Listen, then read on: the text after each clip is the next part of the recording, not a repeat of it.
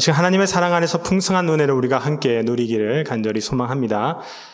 여러분, 저는 인생을 살아감에 있어서 이 두 가지 중요한 키워드를 항상 생각하면서 또 살아가려고 노력을 합니다. 물론 이 키워드는 신앙적인 면에 있어서 저에게 참 중요한 키워드입니다. 그리고 첫 번째 키워드가 바로 사랑이고 두 번째는 하나님 나라입니다. 그래서 특별히 오늘 이 시간을 통해 사랑에 관한 하나님의 말씀을 좀 나눠보려고 합니다. 여러분은 어떠십니까? 저는 사랑이라는 단어를 들으면 참 마음이 설레입니다. 또 기분이 좋아지기도 합니다. 아마 우리 성도님들께서도 옆에 분들과 사랑한다라고 이렇게 고백을 했지만 그런 말씀을 들을 때마다 마음이 설레고 또 기쁘기도 하실 것 같습니다. 왜 이렇게 사랑에 힘이 있냐면 이 사랑이라는 단어는 우리에게 힘을 주고 또 이 힘을 가지고 우리는 더 사랑할 수 있기 때문이겠죠. 그런데 제가 말씀드린 이 사랑은 세상적인 사랑은 절대 아니겠지요. 이 사랑은 가장 근본적이고 가장 모든 사랑의 시작이 되는 그런 사랑입니다. 그리고 말씀은 이 사랑의 근본이고 완성자이자 본체가 바로 하나님이다 라고 전하고 있지 않습니까? 요한일서 4장 8절 말씀입니다. 제가 읽겠습니다. 사랑하지 아니하는 자는 하나님을 알지 못하나니 이는 하나님은 사랑이심이라. 아멘. 감사합니다. 그렇습니다. 하나님은 사랑이십니다. 하나님은 사랑 그 자체이자 사랑의 완성자이십니다. 이처럼 우리의 사랑은 하나님으로부터 시작되었고 우리를 통해 그 사랑이 다시 세상으로 흘러나가게 되는 것이겠죠. 그래서 우리의 사랑에는 힘이 있을 수밖에 없습니다. 사랑할 힘이 있는 것이겠죠. 그런데 읽은 말씀에는 사랑 그 자체이자 사랑의 완성자이신 하나님을 사랑하지 아니하는 자는 하나님을 알지 못한다라고 기록하고 있습니다. 이것은 반대로 말하면 사랑 그 자체이자 사랑의 완성자이신 하나님을 안다라는 것은 하나님 안에서 우리가 온전한 사랑을 지금 누리고 있다라는 것을 의미하겠죠. 그렇다면 하나님 안에서 우리가 이루어 나가야 할 그런 진정한 사랑은 무엇을 의미할까요? 어떤 사랑을 통해서 하나님을 진정으로 안다고 우리가 고백할 수 있을까요? 아시는 분들도 계시겠지만 저는 대구에서 대학교를 다녔습니다. 그때 저는 참 감사하게도 내단교회에서 운영하는 그런 장학관에 지내면서 집 걱정 없이 참 편안하게 학업을 잘 마무리할 수 있었습니다. 그래서 지금 돌아보고 또 생각해 보면 참 책임을 지고 이 장학관을 운영한다라는 것이 분명 부담도 되는 일이고 또 수고스러운 일이겠지만 그럼에도 내단교회 성도님들의 그 따뜻한 헌신과 또 섬김 속에 잘 지내게 되었고 참 많은 사랑을 받았던 것 같습니다. 그런데 여러분, 이러한 헌신과 섬김 속에 보여주신 그 사랑의 마음들이 그저 인간의 노력으로 되는 것은 아니지 않겠습니까? 저는 그 사랑의 역사가 분명 하나님께서 주신 마음이었고 또 하나님으로부터 시작된 사랑의 사명이었다라고 분명히 믿고 있습니다. 이처럼 하나님은 여러분 사랑이십니다. 사랑 그 자체이자 완성자이십니다. 따라서 우리가 살아가는 이 세상의 사랑은 하나님을 닮아갈 때 온전해질 수 있겠죠. 그리고 이것을 믿는 오늘의 교회와 성도에게는 하나님 안에서 그 사랑을 이 땅에 전하며 이루어 나가야 할 사명이 있습니다. 이때 그 사랑은 오직 하나님을 사랑하고 이웃을 사랑함으로 드러나야 하겠죠. 이것이 하나님 안에서 사랑하는 것이고 하나님을 바르게 알게 되는 것이지 않겠습니까? 여러분, 오늘 본문 말씀을 함께 나누겠습니다. 오늘 본문 말씀에는 어떤 한 율법 교사가 예수님께 한 질문을 드리는 것으로 시작하고 있습니다. 우리 함께 본문 누가복음 10장 25절 말씀 읽겠습니다. 함께 읽겠습니다. 어떤 율법 교사가 일어나 예수를 시험하여 이르되 선생님, 내가 무엇을 하여야 영생을 얻으리까? 아멘. 읽은 말씀을 보면 이 율법 교사는 예수님에게 영생을 얻기 위해서는 무엇을 하여야 하는지 묻고 있습니다. 그런데 이 율법 교사의 질문에는 우리가 몇 가지 사실을 알 수 있습니다. 먼저는 율법 교사의 이 질문은 정말 궁금증을 해소하기 위한 질문이 아니라 사실은 예수님을 시험하기 위한 질문이었다라는 것이죠. 이건 말씀을 보면 시험이라는 단어로 이 율법 교사의 그 의도를 전하고 있는데 이것은 원어적으로 올무에 걸려 넘어지게 하다라는 의미가 있다고 합니다. 다시 말해서 당시 종교 지도자들은 예수님의 행정이나 이 삶의 모습들을 환영하지 않았고 싫어했다라는 것이죠. 다음으로 율법 교사에게는 영생, 곧 구원을 얻는 것이 이 인간의 노력과 행위로도 충분히 가능한 영역이다라는 믿음이 있었다라는 것입니다. 우리는 이 사실을 영생에 관해 무엇을 하여야라는 이 행위적 전제를 깔고 있는 이 율법 교사의 질문에서 알 수 있지요. 그리고 이러한 행위적 구원과는 당시 종교 지도자들의 넓게 퍼져 있는 그런 사상이었습니다.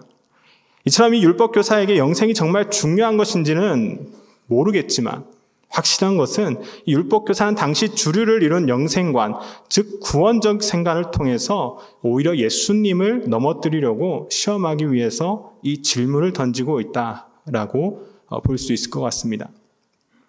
그래서 예수님께서는 율법 교사가 영생에 대해 질문을 했을 때 바로 이것이 영생이다라고 정답을 주시기보다는 오히려 역으로 이러한 질문을 다시 던지고 계시는 것이죠. 본문 누가복음 10장 26절 말씀 함께 읽겠습니다.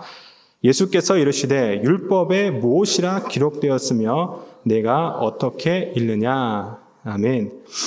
그렇습니다. 예수님은 대답하시기보다는 오히려 율법을 누구보다 잘 알고 있고 또 심지어 수많은 율법을 외우고 다니는 율법 교사에게 이 영생, 곧 구원에 관해서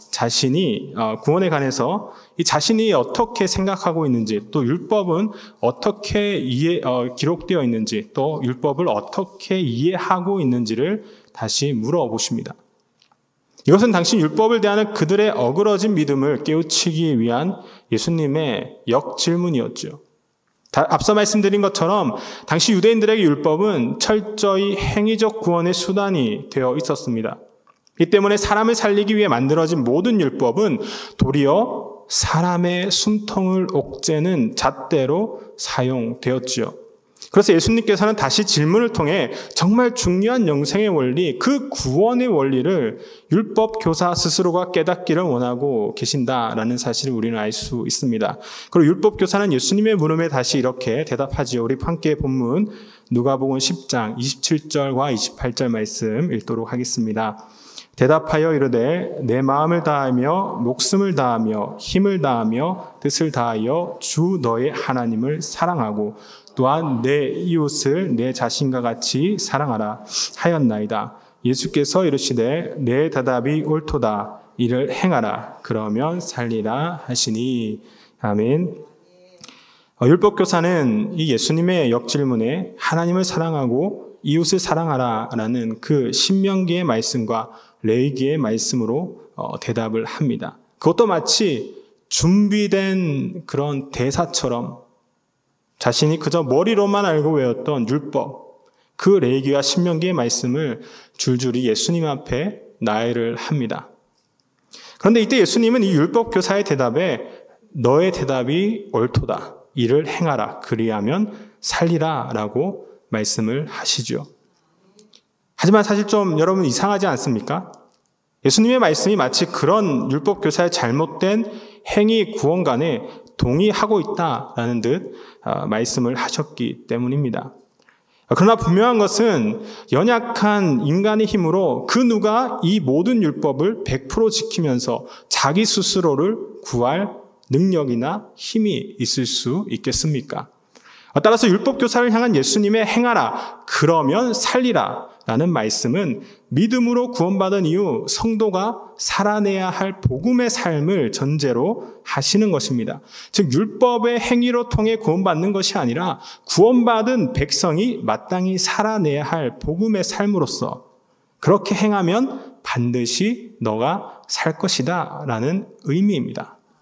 그리고 이처럼 율법의 굴레에서 벗어나지 못한 인생들을 살려낼 영생의 비밀이 바로 하나님의 완전하고 온전한 참사랑에 힘입어 하나님을 사랑하고 이웃을 사랑하는 복음의 삶인 것입니다. 그래서 오늘 본문의 병행 구절로 기록된 마가복음의 말씀을 보면 이 두 가지 사랑에 대한 예수님의 확고한 생각을 우리는 더 잘 알 수 있습니다. 제가 마가복음 12장 30절과 31절 말씀 읽어드리도록 하겠습니다. 내 마음을 다하고 목숨을 다하고 뜻을 다하고 힘을 다하여 주 너희 하나님을 사랑하라 하신 것이요. 둘째는 이것이니 내 이웃을 내 자신과 같이 사랑하라 하신 것이라. 이보다 더 큰 계명이 없느니라. 아멘. 예수님께서는 하나님을 사랑하는 것 그리고 이웃을 사랑하는 것보다 더 큰 계명이 없다라고 분명하게 그리고 강력하게 말씀해 주십니다. 이것은 결국 하나님의 사랑에 힘입어 참 자유를 누리는 성도에게 있어 이 복음의 삶이란 다른 것에 있지 않고 오직 하나님을 사랑하고 이웃을 사랑하는 것에 있다라는 의미가 되겠죠. 그렇다면 내 마음을 다하고 목숨을 다하고 뜻을 다하고 힘을 다하여 하나님을 사랑한다라는 것은 어떤 모양으로 우리가 나타낼 수 있을까요? 또한 내 이웃을 내 자신과 같이 사랑한다라는 것은 우리의 삶에서 어떤 의미가 있을까요? 먼저 내 마음을 다하고 목숨을 다하고 뜻을 다하고 힘을 다하여 하나님을 사랑하는 것이 어떤 것인지 조금 더 자세하게 함께 나누어 보려고 합니다. 오늘 본문 말씀에 바로 이어지는 한 사건이 등장합니다. 아마 마르다와 마리아 이야기를 모르는 성도님들은 없을 것 같습니다. 예수님께서 한 마을로 들어가셨지요. 그 마을에는 자매인 마르다와 마리아가 살고 있었습니다. 그리고 이 자매는 예수님을 자신들의 집으로 영접을 합니다. 언니 마르다는 이 자신의 집에 방문한 예수님을 잘 대접하고 싶었습니다. 그래서 예수님이 좋아하시는 음식들로 한상 가득 차리고 싶었겠지요. 분주했습니다. 고기가 맛있게 삶겨지고 있는지 신경 써야 했습니다. 식사하기 전 손을 씻을 물도 준비해야 했고 식사 후 먹을 과일도 차도 준비해야 했습니다. 상을 꺼내어 상도 닦고 예수님을 대접할 준비를 해야 했습니다. 이렇게 분주함 속에 마르다는 예수님을 맞이합니다. 하지만 동생 마리아는 사실 그렇지 않았지요. 누가복음 10장 39절 말씀 제가 읽겠습니다. 그에게 마리아라 하는 동생이 있어 주의 발자취에 앉아 그의 말씀을 듣더니. 아멘. 여러분, 마르다는 사실 화가 났습니다. 이것저것 준비하느라 일손이 부족한데 동생인 마리아는 그저 예수님의 발치에 앉아 말씀을 듣고 있는 것이지 않겠습니까? 아마 우리 성도님들도 이런 것들을 한 번씩은 경험해 보셨을 것 같습니다. 우리 어머니들께서 집에서 집안일을 하실 때 우리 아버지들께서 그냥 누워서 TV만 보고 계시면 얼마나 마음이 속상하고 또 정말 입으로는 나오지 못하지만 또 그런 마음을 품지 않습니까? 이처럼 마르다도 그 당시 마리아의 모습을 보고 아마 화가 났을 것입니다. 열심히 손님 맞을 준비를 하고 있는데 동생이 도와주지 못할 망정 놀고 있으면 정말 화가 나지 않겠습니까? 그래서 그 모습을 보고 이 너무 화가 난 마르다가 예수님께 어떻게 이야기했냐면 주님, 내 동생이 나 혼자 일하게 두는 것을 생각하지 아니하시나이까? 그를 명하사 나를 도와주라 하소서라는 그런 불평 섞인 말까지 예수님께 꺼내게 되죠. 그리고 아마 마르다는 예수님이 그래, 내 말이 맞다. 들어보니까 정말 네가 수고하는데 마리아야 가서 어서 도와주거라 라고 말을 하길 기다렸는지도 모르겠습니다. 또한 이 대답을 우리도 원하고 있는지 모르겠습니다. 하지만 예수님의 대답은 그렇지 않았지요. 우리 함께 누가복음 10장 41절 42절 말씀 읽어보겠습니다. 말씀 읽겠습니다. 주께서 대답하여 이르시되 마르다야 마르다야 내가 많은 일로 염려하고 근심하나 몇 가지만 하든지 혹은 한 가지만이라도 족하니라. 마리아는 이 좋은 편을 택하였으니 빼앗기지 아니하리라 하시니라. 아멘. 여러분, 우리의 생각과는 다르게 예수님은 오히려 마리아가 이 좋은 편을 택하였고 또 이것은 빼앗기지 아니할 것이다 라고 분명히 전하고 계십니다. 그리고 마르다에게 이렇게 말씀하십니다. 내가 많은 일로 염려하고 근심하고 있다라고 말입니다. 그렇습니다. 예수님은 분주함 속에 근심하고 염려하는 그런 마르다를 보신 것입니다. 마르다는 그 분주함 속에서 정작 중요한 예수님을 잊어갑니다. 무엇이 더 중요한 것인지 분별력을 잃어갔습니다. 몸은 예수님과 같은 장소에 있지만 마음은 예수님에게서 멀어졌죠. 이처럼 마르다의 우선순위는 뒤바뀌게 된 것입니다. 그러나 예수님에게 멀어져 마르다에게 원하시는 것은, 예수님께서 마르다에게 원하시는 것은 그런 분주한 모습이 아니었죠. 오히려 지금 이 순간을 예수님과 함께 공유하고 누리고, 그래서 온 삶의 우선순위가 예수님으로부터 세워지기까지 온전한 사귐을 원하셨던 것입니다. 그리고 하나님을 사랑하는 것도 여러분 이와 같다라는 것이죠. 하나님은 늘 우리와 함께 하시길 원하십니다. 이것은 취사 선택의 문제가 절대 아닙니다. 하나님이 먼저라는 그 우선순위에는 변함이 없어야 하는 것이죠. 그렇게 지금 이 순간 다른 것에 집중되어서 하나님을 잃어버리는 것이 아니라 여러분, 우리의 삶이 온전히 하나님께 집중되고 그 말씀에 집중되어 순종하는 것을 하나님께서는 원하시는 것입니다. 이처럼 하나님이 향하는 곳에 우리의 마음이 향하고 하나님이 걸어가시는 곳에 우리의 발걸음이 옮겨지는 것이 바로 우리의 마음을 다하고 뜻을 다하고 힘을 다하여 하나님을 사랑하는 삶이지 않겠습니까? 사랑하는 우리 내단교회 성도 여러분, 하나님만을 온전히 사랑하시길 바랍니다. 여기에는 어떠한 틈도 타협도 있어서는 안 될 것입니다. 이로써 하나님의 온전한 사랑에 힘입어 날마다 하나님만을 사랑하라는 그 복음의 삶을 우리가 믿음으로 살아내기까지 다시 살아나고 회복되기를 간절히 소망합니다. 제가 누가복음 10장 29절 말씀을 읽겠습니다. 그 사람이 자기를 옳게 보이려고 예수께 여짜오되 그러면 내 이웃이 누구니까? 아멘. 다음은 내 이웃을 내 자신과 같이 사랑하라는 그 이웃에 대한 이웃 사랑에 대해서 함께 말씀을 나누려고 합니다. 읽을 말씀을 보면 행하면 그러면 살리라라는 예수님의 대답에 이어서 내 이웃이 누구니까라는 질문하는 율법 교사의 모습이 나오고 있습니다. 그런데 이것은 이웃의 정의를 철저히 즉 자기 중심적으로 해석하기까지 이 자기의와 이 자아가 충만한 율법 교사의 질문이다라는 것을 우리는 알 수 있지요. 그래서 예수님께서는 선한 사마리아 비유를 들려주시고 계시는 것입니다. 이 비유의 내용은 이러합니다. 어떤 사람이 예루살렘에서 여리고로 내려가던 중 강도를 만납니다. 그래서 이 사람들은 강도들에게 가진 것을 모두 빼앗기고 심지어 죽을 정도로 맞기까지 하죠. 이 사람에게는 분명 누군가의 도움이 필요했습니다. 하지만 그 앞을 지나가던 제사장과 레위인은 그를 보고 피해서 지나갑니다. 오히려 그를 도운 것은 예수님 시대에 가장 천대받았고 무시당하던 이방인 사마리아 사람이었습니다. 이 사마리아 사람은 바쁜 여행길이었지만 정성을 다해 그를 도왔습니다. 자신의 것을 모두 내어놓기까지 그를 돌봤습니다. 이 비유를 마치시며 예수님은 내 이웃이 누구니까? 라는 질문한 율법 교사에게 이렇게 말씀하십니다. 우리 함께 누가복음 10장 36절과 37절 말씀을 함께 읽겠습니다. 내 생각에는 이 세 사람 중에 누가 강도 만난 자의 이웃이 되겠느냐? 이르되 자비를 베푼 자이니이다. 예수께서 이르시되 가서 너도 이와 같이 하라. 아멘. 사실 다친 사람들을 보고도 지나간 이 제사장과 또 레위인은 누구보다 율법을 철저하게 지켰던 사람들이지 않겠습니까? 이들 또한 이웃을 사랑하라는 하나님의 계명을 잘 알고 있었을 것입니다. 하지만 이들에게 다쳐 쓰러진 강도 만난 그 사람은 이웃이 아니었습니다. 왜냐하면 그 강도 만난 사람은 피를 흘려 부정한 사람이 되었기 때문입니다. 그렇습니다. 제사장과 레위인에게 이웃은 자신들과 같이 정결한 사람이 이웃이었고 자신들과 같은 유대인이 이웃이었습니다.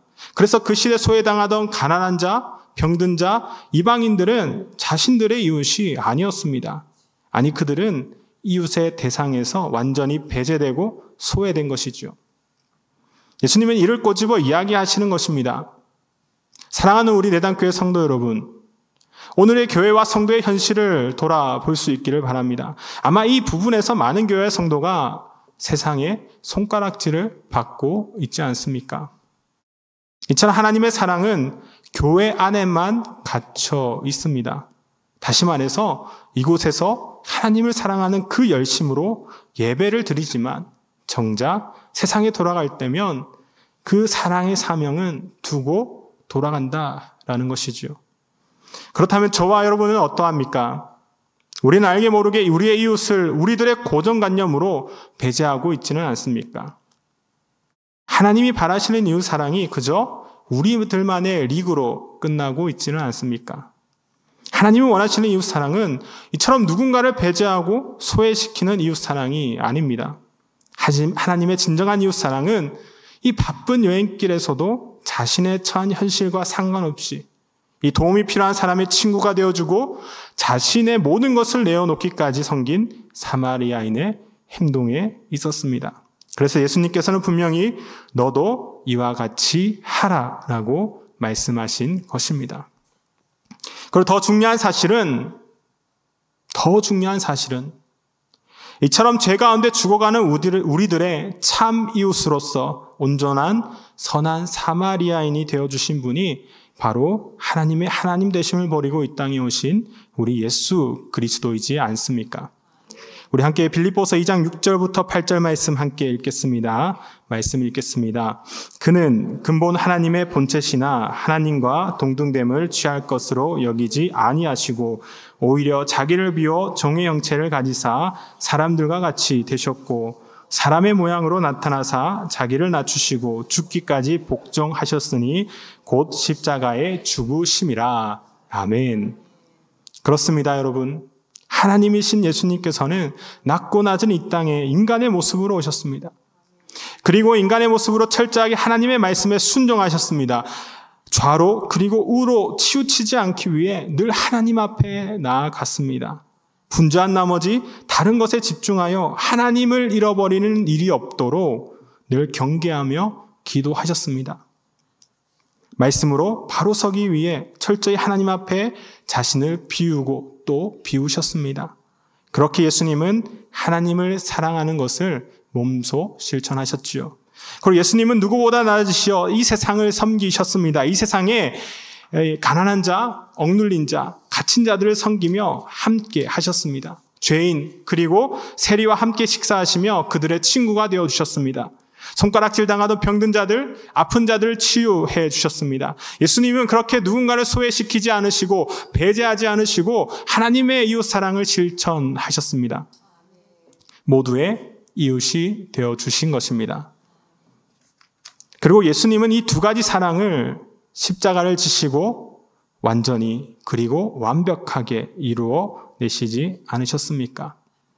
다시 말해 예수님은 십자가를 짐으로 하나님을 사랑하고 이 이웃을 사랑하라는 가장 큰 계명, 그 복음의 사명과 삶을 완전히 이루셨다라는 사실입니다.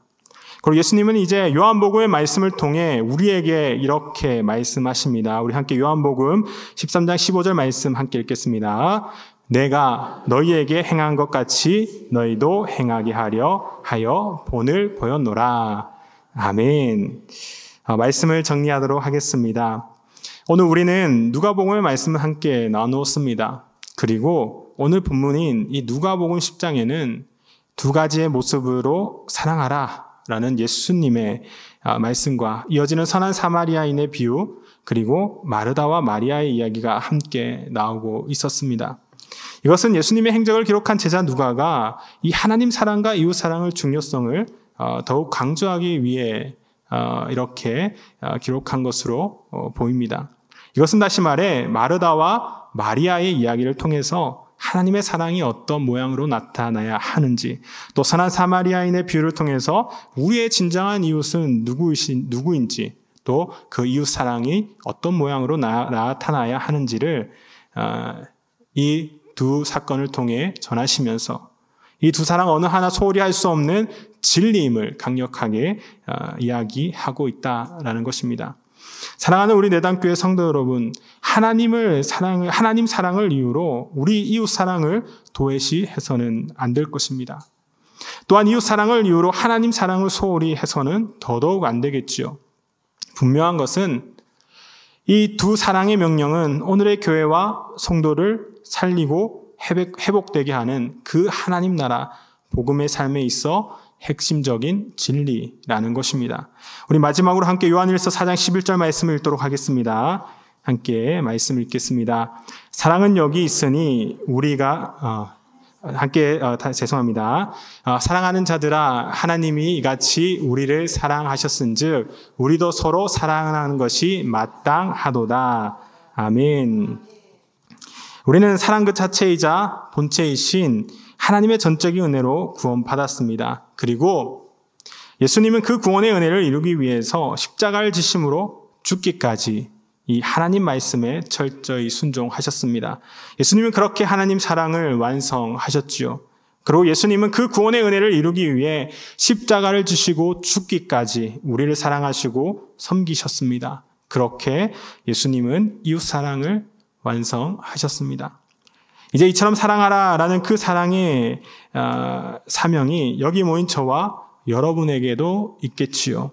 사랑하는 내단교회 성도 여러분, 날마다 하나님의 온전한 사랑, 그 사랑에 힘입어 우리의 모든 삶 가운데 가득 넘치기를 바랍니다. 그래서 더는 세상에 틈을 주지 않고 오직 하나님만을 더욱 깊이 사랑하기를 바랍니다. 그리고 그 사랑의 역사가 우리를 통해 이 세상에 흘러 들어가기까지 여전히 고통 중에 있고 또 허덕이는 우리의 이웃들, 그 이웃들을 힘써 사랑합시다. 이로써 하나님을 사랑하고 이웃을 사랑함으로 오히려 우리가 다시 회복되고 살아나기까지 믿음으로 주어진 복된 사명을 잘 감당하는 그런 모든 내단교회 성도가 되기를 간절히 축복합니다. 기도하겠습니다. 온전한 사랑의 본이 되시는 하나님 아버지, 귀한 시간 하나님을 예배하고 찬양하게 하심을 너무나 감사드립니다. 하나님 아버지, 우리 삶 가득 하나님의 놀라운 사랑의 역사가 끊이지 않고 흘러넘치기를 원합니다. 그러나 그 사랑의 힘을 잃어버리고 하나님과 이웃 앞에 도리어 교만했던 우리의 연약함을 이 시간 회개하오니 사랑하라는 사명을 감당하지 못했던 우리의 모든 죄를 용서하여 주시옵소서. 이제 다시 우리 안에 모든 사랑의 근본이요 시작인 그 하나님의 사랑이 다시 회복되길 원합니다.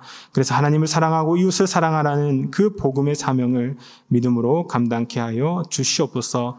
이로써 이를 행하면 그러면 살리라 라는 말씀을 붙잡고 날마다 하나님의 놀라운 사랑 안에서 회복되고 살아나는 모든 내단교회 성도가 되게 하여 주시옵소서.